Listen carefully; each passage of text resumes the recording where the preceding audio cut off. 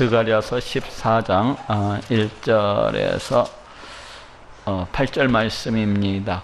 여호와의 날이 이르리라. 그날에 네 재물이 약탈되어 너희 중에서 나누이리라. 마침내 이제 스가랴 선지서 마지막 장에 이제 도달을 했습니다. 근데 여기 여호와의 날이 이르리라. 이 날은 이제 우리 하나님 심판의 날이 이제 이를 때를 가리키고 있어요. 그날에 우리 하나님께서 이 땅 가운데 다시 오시는 날, 우리 예수님께서 재림하시는 그날, 그때를 갖다가 지금 이야기하고 있습니다. 어찌 보면은 재림 직전에 이 땅의 모습이라고도 할 수가 있겠네요. 그날에 네 재물이 약탈되어 너희 중에서 나누이리라. 우리 예수님께서 이 땅 가운데 오시는 날이 가까우면 가까울수록 이제 하나님의 백성들, 이 사탄 마귀의 세력들도 들고 날뛰어서 우리 하나님을 이 대적을 하는데 더욱더 앞장서고 더욱더 심화되어지고, 또 하나님의 백성들을 갖다 핍박을 하고 못살게 구는 일도 더 심해질 것을 지금 알게 하고 있습니다. 네 재물이 약탈되어 너희 중에서 나누이리라. 내가 열국을 모아 예루살렘과 싸우게 하리니. 그런데 이러한 핍박, 이러한 환난, 이러한 박해가 지금 누구의 주권하에서 움직이고 있다는 것을 알 수가 있습니까? 내가 우리 하나님께서 이 모든 일을 계획적으로 이렇게 주관하시고 또 이루실 것이라는 것을 알 수가 있습니다. 우리 하나님께서 그 하나님의 백성된 자들을, 그 하나님의 자녀된 자들을 그냥 이렇게 세상의 어떤 복을 갖다가 이렇게 평안을 갖다가 늘 주시는 것이 아니라 고난과 환난과 그 박해를 통하여서 마치 은을 갖다가 재련을 하듯이, 금을 갖다가 재련을 하듯이 이제 그 백성의 믿음을 갖다가 단련시키고 정결케 하실 것을 지금 암시해 주고 있습니다. 그래서 우리 성도들이 이렇게 나와서 우리 하나님을 믿는다고 해서, 우리가 예수님을 갖다가 믿는다고 해서 늘 평안함이 있는 것이 아니라는 것을 알 수가 있어요. 우리 하나님께서 허락해 주신 그 고난과 핍박과 환난과 어려움 등이 있다는 것을 알 수가 있습니다. 이를 통해서 하나님께서 이 고난과 환난과 어려움과 핍박 가운데에서 우리 하나님을 갖다가 드러내시고 나타내셔 주십니다. 그래서 이 환난과 고난을 통해서 우리 하나님을 갖다가 알게 하시고, 우리 하나님은 정말로 살아계시고 역사하시는 그러하신 분이시로구나 하고 이렇게 우리들로 알게 해서 우리를 갖다가 더 큰 믿음 가운데로, 더 굳건한 그런 믿음 가운데로 이렇게 인도해 주시는 것을 볼 수가 있습니다.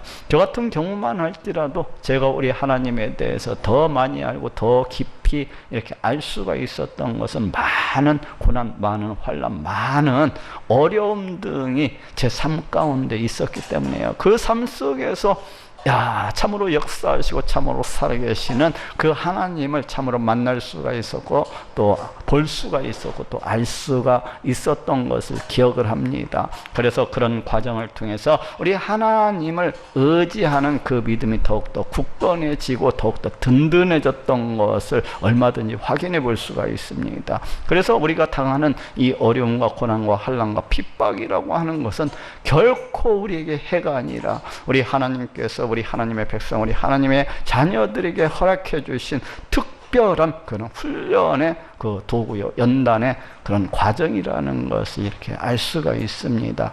그렇기 때문에 우리가 그 어떤 환난과 고난과 핍박과 어려움 가운데 있다면은 이를 고통스러워하는 것이 아니라 참으로 그 가운데에서 살아계시고 역사하시는 우리 하나님을 만날 수 있는 그런 기회들이 될 수 있기를 바랍니다. 참으로 살아계시고 역사하시는 그 하나님을 갖다가 만남으로 참으로 기뻐하고 즐거워하는 그런 시간들이 될 수 있기를 원합니다. 우리 하나님께서 우리가 감당치 못할 시험당함을 허락지 아니하시는 그러하신 분입니다. 우리가 시험당할 즈음에 또한 우리가 감당치 못할 것 같으면은 피할 길을 내어주셔서 피할 수 있도록 이렇게 인도해 주시는 분이십니다. 우리 하나님께서 독생자 예수 그리스도를 이 땅 가운데 보내주심으로 우리를 갖다가 구원해 주시기까지 하셨는데, 그 하나밖에 없는 아들조차도 아낌없이 내어주셨는데, 우리 하나님께서 그 무엇인들 아까우셔서 우리에게 주시지 아니하시겠습니까? 이 고난과 어려움과 이 환난이라고 하는 것은 우리 하나님의 특별한 그 자녀를 갖다가 사랑하는 방법이라고 할 수가 있는 것입니다. 그렇기 때문에 만약에 고난과 어려움과 고통과 그런 환난 가운데 있다면은 참으로 그 속에서도 우리 하나님의 뜻을 발견하고 그 속에서도 참으로 믿음의 그 정금 같은 그런 믿음을 갖다 성취해 나가는 여러분들이 될 수 있기를 바랍니다. 내가 열국을 모아, 여기서 열국이라고 하는 것은 하나님을 대적하고 하나님의 백성들을 갖다 핍박을 하고 박해하고 어려움 가운데 처하게 하는 그 사단의 종된 자들이라고 할 수가 있어요. 근데 예루살렘과 싸우게 하리니, 이 예루살렘이 누구입니까? 바로 우리 구원받은 하나님의 백성들이에요. 누가 이렇게 하신다는 거예요? 우리 하나님께서 그 열국을 모아서 그 하나님 백성을 갖다 핍박을 하고 박해를 하는 그들을 갖다가 모아서 우리 하나님의 백성과 싸우게 하시겠다는 겁니다. 왜 그래요? 우리에게 더 큰 믿음, 금보다도 은보다도 더 귀한 믿음을 갖다 허락해 주시기 위해서 그렇게 하시는 것입니다. 성읍이 함락되며 가옥이 약탈되며 부녀가 욕을 보며 성읍 백성이 절반이나 사로잡혀 가려니와. 여기에서 많은 박해, 많은 핍박을 갖다가 지금 이야기를 갖다가 이렇게 해주고 있습니다. 더러는 욕을 보게 될 것이고, 더러는 가옥이 약탈되기도 하고, 그 몸이 매를 맞고 그 몸이 온갖 모욕과 멸시를 갖다가 당하게 될 수도 있습니다. 그렇지만 그들 가운데서도, 그런 어려움 가운데서, 환난 가운데서, 그런 박해 가운데에서도 남은 자들이 있을 것임을 알게 해주고 있습니다. 그런 가운데에서도 더욱더 자신의 믿음을 갖다가 더욱더 강렬히 함으로 해서, 그런 가운데에서도 이렇게 우리 하나님을 찬양하고 높이고 변함없이 우리 하나님을 위해서 살아가는 그러한 자들이 있을 것을 알게 해주고 있어요. 어느 시대나 세상이 아무리 강팍하고 완악하고 폐역하다 할지라도 모든 자들이 우리 하나님을 떠나서 세상길로 자신의 법회하고 타락한 그 길을 쫓아서 달려나간다 할지라도, 그 어느 시대가 되었든지 이렇게 항상 하나님께서 은혜를 주심으로 그 어떤 환경 가운데서도, 그 어떤 여건 가운데서도 자신의 믿음을 지키면서 오히려 더 우리 하나님께 나아가서 하나님을 찬양하고 하나님을 높이는 그러한 자들이 있을 것이라는 것을 알게 해주고 있습니다. 내가 넘어지고 내가 절망하고 내가 낙심하는 것은 내 여건 때문에 그러는 것이 아니라, 내 환경 때문에 그러는 것이 아니라는 것을 알 수가 있어요. 얼마든지 그러한 여건, 그러한 환경 가운데에서도 얼마든지 우리 하나님께 나아가서 더욱더 우리 하나님을 의지하고 더욱더 우리 하나님을 높이고 찬양을 하면서 그와 같이 살아갈 수가 있는 것입니다. 남은 백성은 성읍에서 끊쳐지지 아니라. 이 성읍이 뭡니까? 바로 예루살렘이요, 오늘날의 교회라고 할 수가 있어, 하나님 나라라고 할 수가 있습니다.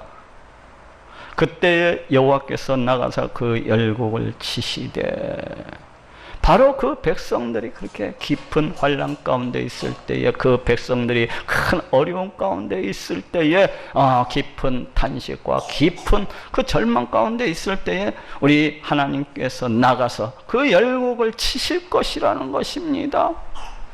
그 사탄 마귀의 모든 원수 세력들을 갖다가 다 쳐보실 것을 말씀을 하고 있어요. 그리고 그 하나님의 백성을 갖다가 지켜주시고 보호해 주시고, 그럼으로써 자신을 갖다가 드러내시고, 내가 이렇게 지금도 살아계시고 역사하시는 하나님이지 않냐, 내가 이 세상 이 온 우주 만물을 그 뜻대로 다스리시고 통치하시는 그 만왕의 왕이 아니더냐 하면서 자신의 영광, 자신의 권능을 갖다가 크게 드러내시고 나타내시리라는 겁니다. 이왕 전쟁 날에 싸운 것 같이 하시리라. 우리 하나님께서 출애굽 때에 그 이스라엘 백성들에게 얼마나 얼마나 많은 이적과 기적을 보여주셨습니까? 또한 우리 하나님께서 그 이스라엘 백성들을 갖다가 지켜주시고 보호해 주시고 또 애국군대를 물리쳐 주시고 또 블레셋 군대를 갖다가 다 이렇게 물리쳐 주셨던 것을 볼 수가 있어요. 그리고 또 가나안 땅에 들어가서도 우리 하나님께서 때마다 이스라엘 백성들에게 많은 은혜를 허락해 주심으로 그 주변 민족들을 갖다가 다 쳐부실 수 있도록 이렇게 하셨던 것을 볼 수가 있습니다. 누가 이렇게 하신 겁니까? 우리 하나님께서 하신 거예요. 우리 하나님께서 그 대적들을 갖다가 쳐 부신 것입니다. 그런데 이제 세상 종말의 때에도 세상 종말의 때에도 그 하나님의 백성들이 그 하나님의 자녀들이 그런 어려움과 고난과 핍박 가운데 있을 때 그 원수 세력들을 우리 하나님께서 쳐 부실 것을 그렇게 말씀을 하시고 있습니다. 그날에 그의 발이 예루살렘 앞 곧 동편 감난산에서 서실 것이요 감난산은 그 한가운데가 동서로 갈라져 매우 큰 골짜기가 되어서 산 절반은 부로 절반은 남으로 옮기고 그날에 이제 드디어 우리 예수님께서 재림하시는 그때를 갖다가 가리키고 있습니다. 그 하나님의 백성들이 그 고난, 그 어려움, 그 환난, 그 박해 가운데 있을 때에 마침내 우리 예수님께서 이 땅 가운데 재림하시는 그 모습을 지금 말씀을 하고 있어요. 근데 여기에서 예루살렘이라고 하는 것은 앞에 9절에서도 봤듯이 어떤 지명이라기보다는 교회를 나타내는 그 어떤 상징적인 이렇게 단어라고 할 수가 있어요. 그렇다고 한다면 여기에서 감람산이라고 하는 것도 어떤 감람산을 나타내는 그런 지명이라기보다는 상징적인 그런 지명이라고 이렇게 생각해 볼 수가 있습니다. 즉 여기에서 감람산이 이렇게 쓰여지고 있는 것은 우리 예수님께서 반드시 이 땅 가운데 다시 오시리라는 것을 갖다가 강조를 해주고 있는 것입니다. 실제적인 그 지명을 통해서 이렇게 강조를 해주고 있다고 생각을 하면 되실 것 같습니다. 그의 발이 그가 누굽니까? 이 땅 가운데 다시 오시는 메시아 곧 우리 예수님을 가리켜요. 예루살렘 앞 곧 동편 감람산에 서실 것이요 감람산은 그 한가운데가 동서로 갈라져 매우 큰 골짜기가 되어서 산 절반은 부로 절반은 남으로 옮기고 여기에서 감람산이 상징적인 그런 지면이라고 그렇게 얘기로 했었잖아요. 그래서 여기에서도 꼭 그 어떤 감람산 어떤 실제적인 그런 지형을 가리킨다기보다는 우리 하나님께서 그때에 마치 도피로를 갖다가 만들어 주시듯이 그 자녀들을 갖다가 피난케 하시고 그 자녀들을 갖다가 도와주시고 이러실 것을 지금 말씀을 하고 있습니다. 그래서 감람산은 그 한가운데가 동서로 갈려 매우 큰 골짜기 되어서 산 절반은 북으로 절반은 남으로 옮기고 보통 감람산은 그 예루살렘 그 동편 그쪽에 위치를 하고 있는데 이제 성문을 나가게 되면은 그 감람산이 떡하니 가로막고 있는 것을 볼 수가 있어요. 그래서 대적들이 왔을 때에 참으로 피난을 어렵게 하는 그런 모습이었습니다. 그런데 지금 이때에는 어떻게 된다는 거예요? 그 한가운데가 동서로 갈라져 매우 큰 골짜기가 되어서 큰 도피로가 이렇게 생겨나는 모습을 우리가 생각해 볼 수가 있습니다. 쉽게 도피할 수 있도록. 그렇지만 이것은 우리 하나님께서 그 백성들을 갖다가 참으로 지키시고 보호하시고 또 피할 길을 내서 이렇게 구원해 주신 그 모습을 갖다 이렇게 나타내고 있다고 할 수가 있습니다. 그 산 골짜기는 아셀까지 미치리라. 이 아셀이라고 하는 지명 예루살렘 인근인 것으로 추정되어지고 있어요. 그런데 그 산 골짜기가 그 하나님께서 마련해 주신 그 성도들이 그 피할 수 있도록 그 도피로가 이제 아셀까지 그렇게 미치리라는 것입니다. 이것은 어떻게 보면 이것도 상징적인 지명이라고 할 수가 있는데 우리 하나님께서 그 백성들을 갖다가 우리가 생각할 수 없는 어떤 이적과 기적을 통해서 이제 구원해 주시게 될 것을 그렇게 암시해 주고 있습니다. 그의 산 골짜기로 미칠지라 너희가 그의 산 골짜기로 도망을 하되 여기에서 그의라고 이렇게 번역이 됐는데 원문에는 나의라고 이렇게 되어 있습니다. 그래서 너희가 나의 산 골짜기로 도망을 하되, 곧 우리 하나님께서 그 백성들을 위해서 마련해 주신 그 골짜기라는 것을 갖다가 알 수가 있어요. 근데 그의 산 골짜기로 도망하되 유다 왕 우시야 때 지진을 피하여 도망하던 것 같이 하리라. 우리 하나님께서 마련해 주신 그런 도피로 그런 골짜기이기 때문에 어려움과 환난과 박해가 있을 때는 항상 우리 하나님께로 그렇게 도피해야 된다는 것을, 피난해야 된다는 것을 말해주고 있습니다. 그런데 어떤 식으로 지금 하라는 겁니까? 유다 왕 우시야 때 지진을 피하여 도망가던 것 같이, 지진이 일어날 때 그 사람들의 발걸음이 얼마나 신속하게 움직이는지 몰라요. 바로 그러하듯이 이제 우리 하나님께로 그 환난과 핍박과 그 박해 가운데서도 우리 하나님께로 도피를 할 때 신속하게 머뭇거리지 말고 그렇게 피난해야 될 것을 말씀을 하고 있습니다. 그렇죠.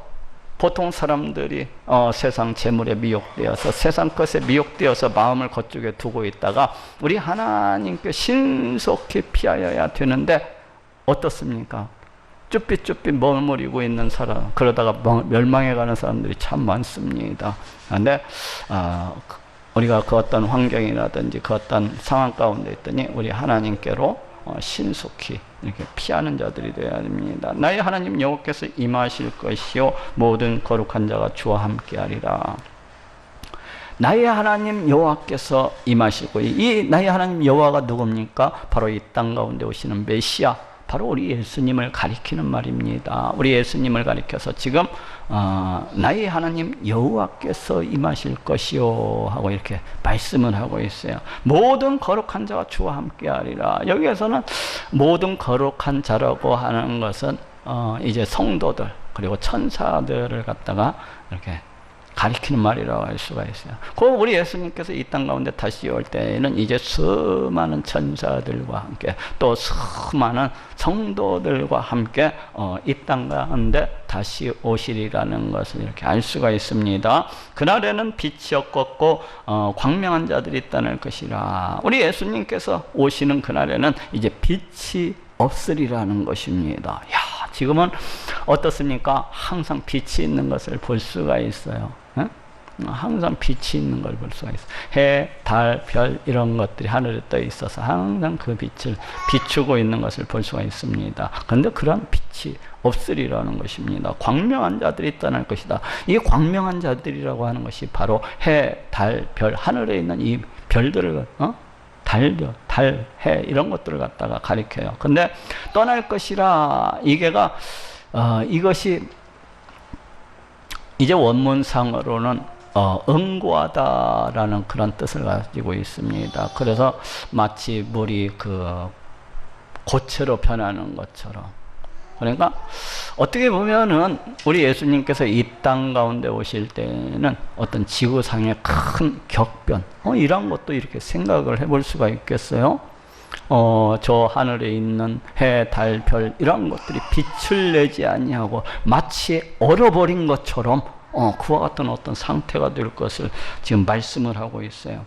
여호와의 아시는 한 날이 있으리니, 이 날은 우리 하나님께서만 아신다는 것을 지금 강조를 하고 있습니다. 그래서 우리 예수님께서 그 제자들이 어느 때에 이러한 일이 있사오리까 하고 그 종말의 때에 물으셨을 때, 그 제자들이 물었을 때에 우리 예수님께서 뭐라고 말씀하세요? 오직 아버지만 아시느니라 하고 이렇게 말씀하고 계신 것처럼 여기에서도 오직 여호와 하나님께서만 아신다는 것을 갖다 강조하고 있습니다. 이 종말의 때라고 하는 것은 한날이 있으니 낮도 아니요 밤도 아니라. 그렇죠. 해, 달, 별들이 마치 얼음처럼 그렇게 응고가 되어버리듯이 마치 그러한 상태가 되기 때문에, 마치 빛이 없는 그러한 상태가 되어버리기 때문에 그걸 갖다가 낮이라고 할 수도 없고 밤이라고 할 수도 없는 그러한 상태이라는 것을 알 수가 있어요. 어두워갈 때 빛이 있으리로다. 이것은 마치 새 하늘 새 창조를 갖다가 지금 암시해주고 있습니다. 저쪽 창세기 1장 3절 한번 봅시다. 이 세상을 창조하실 때와도 같은 그러한 일이 있으리라는 것을 갖다 암시해주고 있습니다. 창세기 1장 3절 여기 제가 읽어보도록 하겠습니다. 하나님이 가라사대 빛이 있으라 하시매 빛이 있었고, 야, 그렇죠? 2절에 보니까 땅이 혼돈하며 공하며 흑암이 깊음 위에 있고, 바로 이러한 상태에서 이제 우리 하나님께서 빛이 있으라 이렇게 명령을 하니까 빛이 있는 이런 모습을 볼 수가 있습니다. 그러면서 이 세상, 이 온 우주 만물을 갖다가 다 창조하시는 그런 모습을 볼 수가 있어요. 그런데 오늘 본문에서도 이제 어두워갈 때 빛이 있으리로다 하고 말씀을 하고 있습니다. 아마도 새하늘, 새 창조, 아무런 새로운 질서가 있게 될 것이라는 것을 암시해주고 있어요. 그날의 생수가 예루살렘에서 솟아나서 절반은 동해로 절반은 서해로 흐를 것이라. 야, 이 새하늘 새 땅, 아무래도 새 어떤 창조 질서가 이렇게 들어서는 날에 생수가 예루살렘에서 드러나서, 이 예루살렘이 어디입니까? 어떻게 보면 하나님의 백성들 가운데에서, 어떻게 보면은 하나님의 임재 처소인 예루살렘이라고도 할 수 있고, 근데 저쪽 에스겔서라든지 또 다른 곳에서는 하나님의 보좌로서 이렇게 말씀하고 있는 것을 볼 수가 있습니다. 저쪽 한번 찾아보도록 하겠습니다. 에스겔서 47장 1절.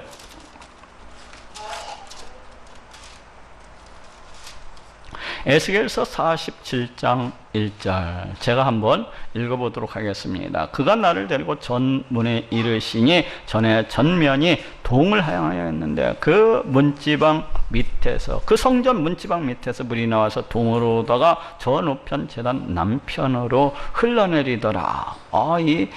우리 하나님의 그 성전 문지방 밑에서 물이 나와서 이렇게 흘러내리는 그런 모습을 갖다 이렇게 이야기를 해주고 있습니다. 이건 성령의 그 어떤 은혜가 이렇게 하나님의 보좌로부터 이렇게 흘러나오는 그 모습을 갖다 이야기해주고 있어요. 저쪽 요한계시록 2장 1절도 한번 찾아보도록 합시다. 요한계시록 21장 여기에서도 또 저가 수정같이 맑은 생명수의 강을 내게 보이니 하나님과 및 어린 양의 보좌로부터 나와서 길 가운데로 흐르더라. 강 좌우에 생명나무가 있어 12가지 실과를 맺히되 날마다 그 실과를 맺히고 그 나무 잎사귀들은 만국을 소성하기 위하여 있더라. 여기에서도 그 생명수의 강이 어린 양의 보좌로부터 이렇게 흘러내리는 이러한 모습을 이렇게 보여주고 있습니다. 이건 성령의 은혜가 이 온 땅 가운데 흘러차고 넘쳐나고 있는 그런 모습을 이렇게 이야기해주고 있어요. 오늘 본문도 역시 마찬가지입니다. 오늘 본문 스가랴서 14장. 오늘 본문 스가랴서 14장 8절에도 그날의 생수가 예루살렘에서 솟아나서, 아무래도 그 어린 양의 보좌로부터 같이 생수가 솟아나서, 그래서 성령의 은혜가 이 새하늘 새 땅 가운데 차고 넘치는 그러한 모습을 보여주고 있어요. 절반은 동해로 절반은 서해로 흐를 것이라. 그렇죠. 새하늘 새 땅, 이 온 땅 가운데 성령의 은혜가 차고 넘치는, 이 하나님의 은혜가 차고 넘치는 그러한 모습을 갖다가 지금 이야기해주고 있습니다. 이 새하늘 새 땅에서는 그렇죠. 사탄 마귀도 없고 죄악도 없고 사망도 없고 질병도 없고 모든 것이 평안함으로써 넘쳐나고 모든 것이 복으로서 넘쳐나는 그러한 것이 아닙니까? 바로 그러한 모습을 갖다 이렇게 이야기를 해주고 있습니다. 여름에도 겨울에도 그러하리라. 보통 이 세상에서는 여름에는 이스라엘 땅 같은 곳은 거의 비가 내리지를 않습니다. 그래서 모든 초목들이 목말라하고 땅들이 메말라 갈라 터지는 것을 볼 수가 있어요. 그런데 이제 계절에 구애치 않고 늘 하나님의 은혜가 사시사철 넘쳐나는 그러한 모습을 이렇게 보여주고 있습니다. 참으로 하나님께서 우리를 구원해 주신 것은 바로 이러한 곳으로 우리를 갖다가 인도하시고 이러한 곳에서 우리 하나님과 영원히 함께 하시기 위해서입니다. 이 새하늘 새 땅, 이 새하늘 새 땅. 저는 오늘 또 이 새하늘 새 땅을 갖다가 바라보고 이렇게 또 바라보느라면은 참으로 내 마음이 두근두근합니다. 이 땅에서 우리는 100년도 못 살고 길게 살아봤자 7, 80년, 더 길게 살아봤자 한 10년 더 살고 덜 살고 그렇게 가는데, 지금 이 새하늘 새 땅은 그 생명이 영원하고 또 영원한 곳입니다.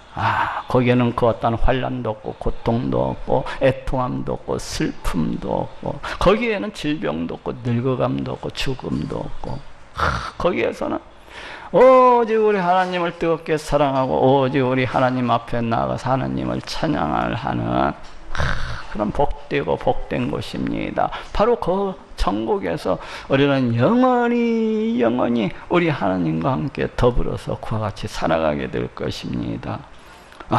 이것이 우리를 구원해 주신 우리 하나님의 뜻이요, 이것이 우리를 불러주신 우리 하나님의 최종 그런 결과물이라고 할 수가 있습니다.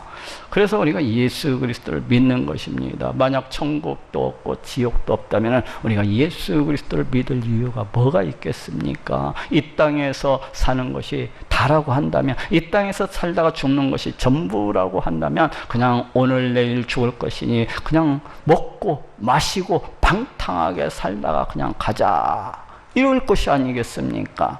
그렇지만 우리 하나님께서 그 백성들에게, 그 자녀들에게 허락해 주신 이 놀라운 영생 복락이 우리 앞에 우리를 기다리고 있고 또 예비되어 있는 것입니다. 참으로 이를 기뻐하시고 또 기뻐하시는 모든 분들이 될 수 있기를 예수님의 이름으로 축원합니다.